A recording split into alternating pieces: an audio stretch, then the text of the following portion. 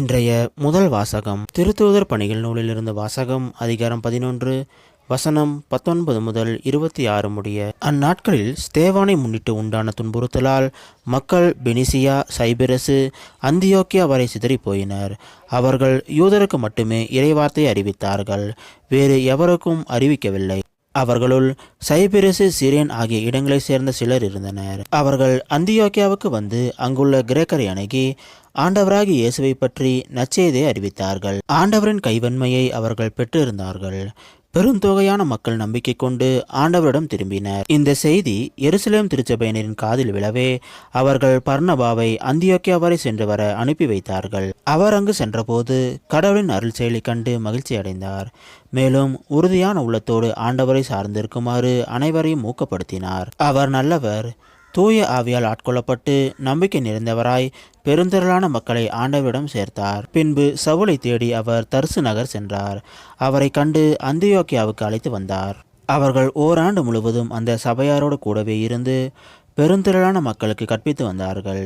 அந்தியோக்கியாவில் தான் முதல் முறையாக சீடர்கள் கிறிஸ்தவர்கள் என்னும் பெயரை பெற்றார்கள். இது ஆண்டவர் வழங்கும் அருள்வாக்கு. இறைவா உமக்கு நன்றி. இன்றைய நற்செய்தி புனித யோவான் எழுதிய நற்செய்தியிலிருந்து வாசகம். அதிகாரம் 10 வசனம் 22 முதல் 30 முடிய. அக்காலத்தில் எருசலேமில் கோவிலில் அர்ப்பண விழா நடந்து கொண்டிருந்தது. அப்போது குளிர்காலம். கோவிலின் சாலமோன் மண்டபத்தில் இயேசு நடந்து கொண்டிருந்தார். யூதர்கள் அவரை சூழ்ந்து கொண்டு, இன்னும் எவ்வளவு காலம் நாங்கள் காத்திருக்க வேண்டும்? நீர் மெசியாவானால் அதை எங்களிடம் வெளிப்படையாக சொல்லிவிடும் என்று கேட்டார்கள். இயேசு மறுமொழியாக, நான் உங்களிடம் சொன்னேன், நீங்கள் தான் நம்பவில்லை. என் தந்தையின் பெயரால் நான் செய்யும் செயல்களே எனக்கு சான்றாக அமைகின்றன. ஆனால் நீங்கள் நம்பாமல் இருக்கிறீர்கள். ஏனெனில் நீங்கள் என் மந்தையை சேர்ந்தவர்கள் அல்ல. என் ஆடுகள் எனது குரலுக்கு செவிசாய்க்கின்றன. எனக்கும் அவற்றை தெரியும், அவையும் என்னை பின்தொடர்கின்றன. நான் அவற்றுக்கு நிலைவாழ்வு அளிக்கின்றேன். அவை என்றுமே அழியா. அவற்றை எனது கையிலிருந்து யாரும் பறித்து கொள்ள மாட்டார்.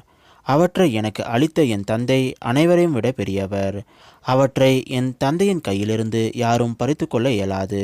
நானும் தந்தையும் ஒன்றாய் இருக்கிறோம் என்றார். இது கிறிஸ்து வழங்கும் நற்செய்தி. கிறிஸ்துவே உமக்கு புகழ்.